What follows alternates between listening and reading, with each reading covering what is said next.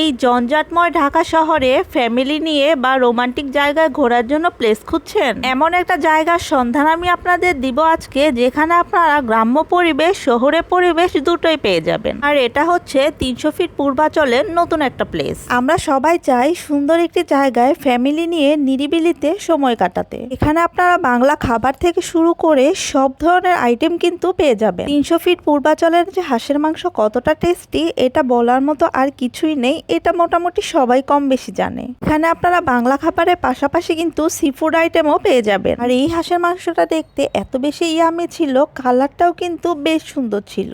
জায়গাটা ওরা একদমই নতুন বানিয়েছে, এর জন্য লোকজনও অনেক কম। আমি অর্ডার করেছিলাম ওদের রুমালি রুটি আর চিকেন বারবিকিউ। এই রুটিটা অনেক বেশি সফট ছিল আর মজা ছিল। এখানকার রুমালি রুটি কিন্তু বরাবরই অনেক মজা হয়ে থাকে। এই যে দেখেন কি সুন্দর একটা জায়গা, পিছনে নদী, নৌকা, মানুষ ঘুরতেছে আর তার পাশে বসে আপনি খাচ্ছেন। কি সুন্দর প্লেস, তাই না? এইরকম একটা জায়গায় এক কাপ চা খেতেও কিন্তু ভীষণ ভালো লাগে। আমরা ঢাকাতে যানজটযুক্ত পরিবেশে থাকতে থাকতে আমরা চাই একটু খোলামেলা পরিবেশে সময় কাটাতে। আর এই জায়গাটা হবে আপনার জন্য কিন্তু একটা বেস্ট জায়গা। এখানে ফ্যামিলি সহ বা রোমান্টিক কাপলরা এসেও কিন্তু সময় কাটাতে পারবে। আমরা যাওয়ার পর প্রায় সন্ধ্যা হয়ে এসেছিল, আর সন্ধ্যার পর পরিবেশটা কিন্তু আরো বেশি সুন্দর হয়েছে। এখানে আমাদের খাওয়া দাওয়া প্রায় শেষ। এখন আমরা চলে যাব রিক্সা ক্যাফেতে। রিক্সা ক্যাফেটা আগে আমার অনেক বেশি ভালো লাগতো, এখন একটু কেমন যেন হয়ে গেছে আমার কাছে মনে হচ্ছে। রিক্সা ক্যাফের এই ফাউন্টেনটা আমার কাছে সবচেয়ে বেশি পছন্দ হয়েছে। আর এটা টাচ করলে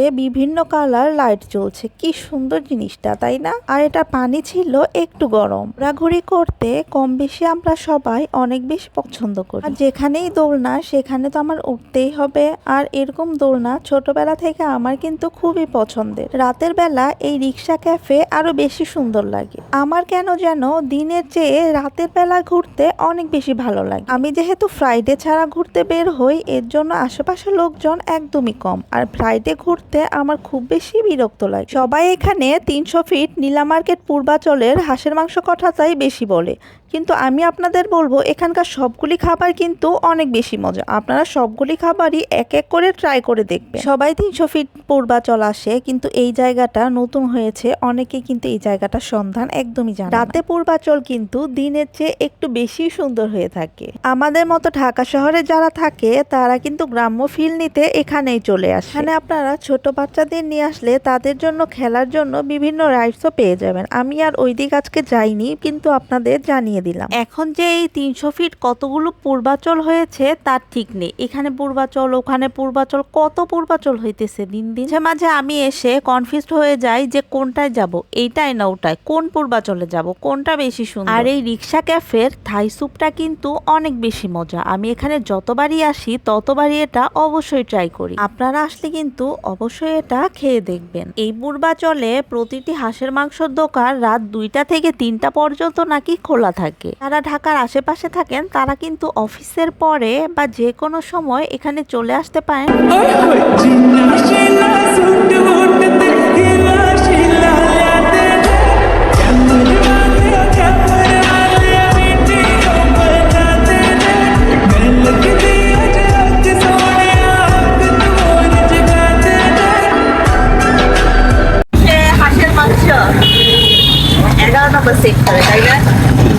এখানে কি করা হবে?